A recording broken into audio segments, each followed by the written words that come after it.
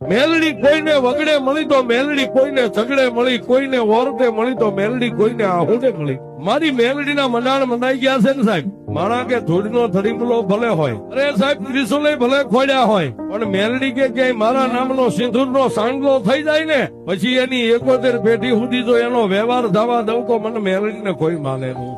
રાજા માને, પ્રજા માને, હિન્દુ માને અને મુસલમાન મેલડીને માને છે. પણ આ શેઠ લોકો જે વાણિયા રહ્યા ને, વાણિયા શેઠ થઈને મેલડી નો માને.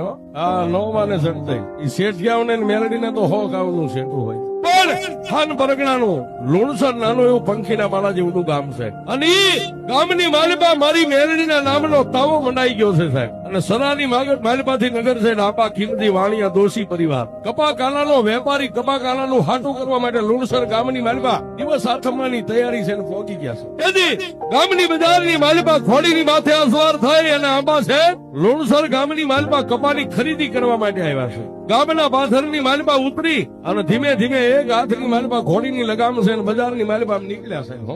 એટલે ઓલા જે મેલડીમાંનો તાવો જે માંડીને બેઠા હતા એને એકાબીજી ઇશારો કરીને કીધું કે શેઠ આવ્યા છે. કારણ કે કાયમી ગામની માલિપા ખરીદી કરવા જતા એટલે આખું ગામ ઓળ. પણ એમાં તાવાની માલિપા ચાપડિયું મેઘતો એક ભાઈએ ઉભા કરી કીધું કે એ શેઠ, માં મેલડીનો તાવો તળાય છે, થોડીક વાર ઉભા રહ્યો, હમણાં પરસાદી લઈને પછી જજો, માં મેલડી કઈક તમને ધંધામાં લાભ આપશે. પણ સાહેબ નગર શેઠના મનની માલિપા એવું આ દાઢ હવા દે મેલડી કઈ આવો થોડોક તાવો ખાવા આવતી હોય. ભાઈ હું આવ્યો છું, હમણાં દિવસ આટમી જાય છે, 2000 જગ્યાએ કપાની ખરીદી કરવી છે, હમણાં પાછો વળું ત્યાં તમે તાવો તૈયાર કરી નાખો, પછી માતાજીની પ્રસાદી લઈને આવી જાય. લુણસર ગામની બજારની માલિપા ઘોડીને લઈને વિયા ગયા. બે બાદ ઘરે જે કપા કાલાની ખરીદી કરવી હતી ખરીદી કરી અને પાછા શેઠ વળ્યા ત્યાં છેલ્લી 5 ચાપડીઓ રહી છે તળાવવાની છે. 4 સાપડી મેકી તાવાની માલિપાથી બહાર કાઢી. છેલ્લે માતાજીનો જે આપણી ભાષામાં ખાખરો કઈ 5 જેને સારો હોય, એક ખાખરો ને એક તાવાની માલિપા છેલ્લી સાપડી મેકી અને શેઠ જીબાની દઈને ગયા હતા હમણાં વળવું એટલે પ્રસાદી લેવા ઉભો એટલે ઘોડીને એક બાજુ ઉભી રાખી અને ઓલા 5 જણા ઉભા થઈને તાવો આમ વધાવે છે. એની સામે આંબા શેઠની નજર છે કે ઓહો મેલડી આમ તાવો ખાવા આવતી છે.